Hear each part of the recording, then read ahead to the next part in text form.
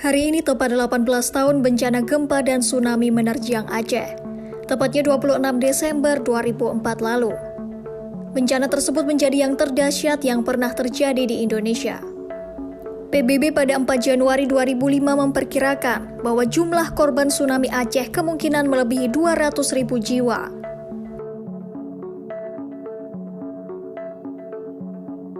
Gempa di Aceh terjadi sekitar pukul 7.58 waktu Indonesia Barat dengan kekuatan magnitudo 9,3. Gempa ini bahkan disebut sejumlah ahli sebagai gempa terbesar kelima yang pernah terjadi dalam sejarah.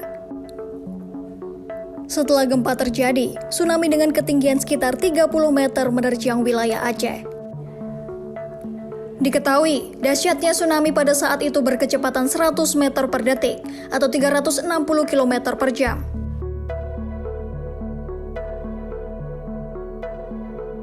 Ternyata bukan hanya Indonesia saja yang mengalami tsunami, namun beberapa wilayah pantai di Asia Tenggara dan Asia Selatan juga terkena dampaknya.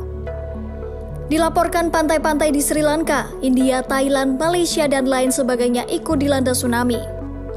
Gempa berkekuatan besar yang terjadi ini akibat dari interaksi lempeng Indo-Australia dan Eurasia.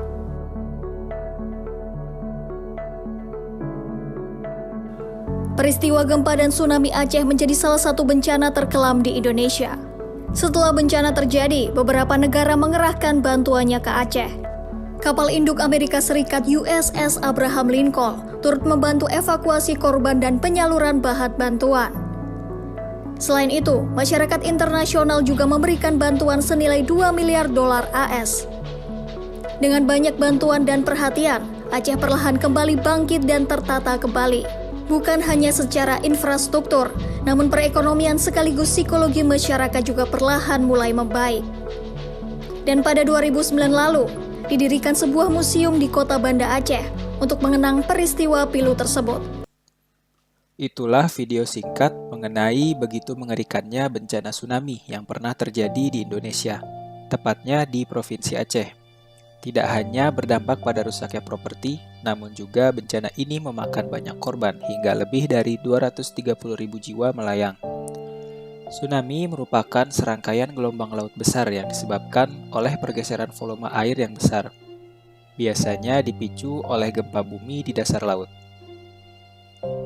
Saat terjadi peristiwa seperti gempa bumi di dasar laut, energi yang sangat besar dihasilkan dan ditransfer ke air di atasnya. Energi ini kemudian merambat melalui air, membentuk gelombang periode yang panjang dan dapat bergerak melintasi seluruh dasar samudera. Ketika tsunami mendekati perairan pantai yang lebih dangkal, energinya menjadi terkonsentrasi, menyebabkan gelombang tersebut meningkat tinggi. Bagian depan tsunami biasanya muncul sebagai dinding air yang cepat mendekat, yang dapat mencapai beberapa meter atau bahkan puluhan meter tingginya. Dampak tsunami di pantai dapat sangat merusak dengan kemampuan untuk menggenangi daerah rendah, mengikis garis pantai, menghancurkan infrastruktur, dan menyebabkan hilangnya nyawa.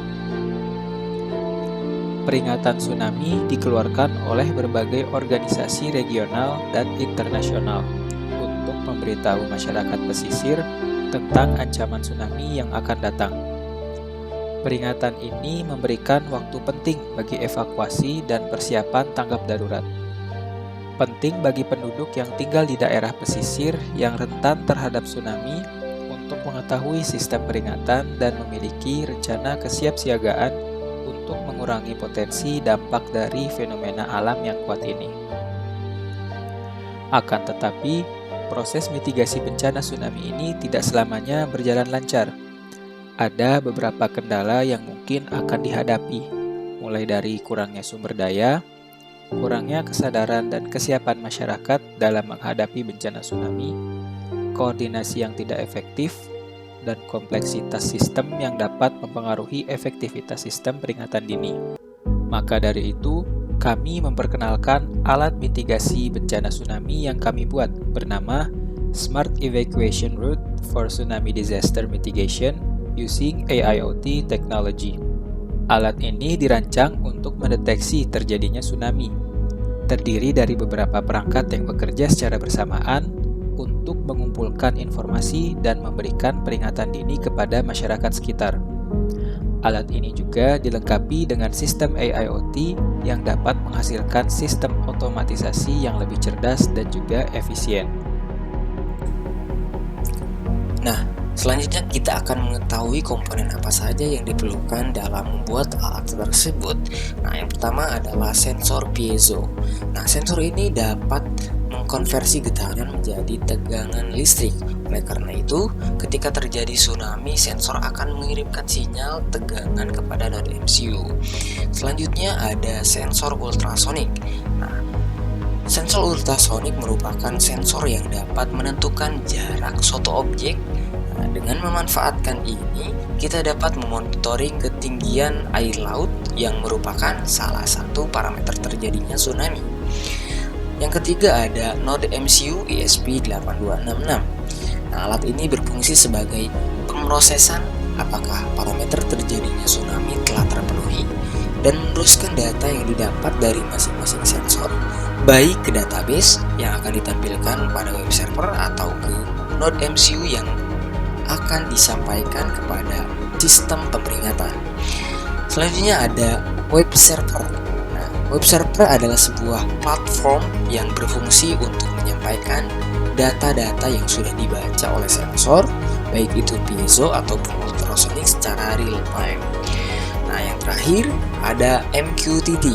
Nah, ini adalah sebuah protokol komunikasi antar node MCU sehingga pengumpulan data sensor dan pemeringatan bisa dilakukan secara jarak jauh dan cepat dibandingkan menggunakan protokol HTTP.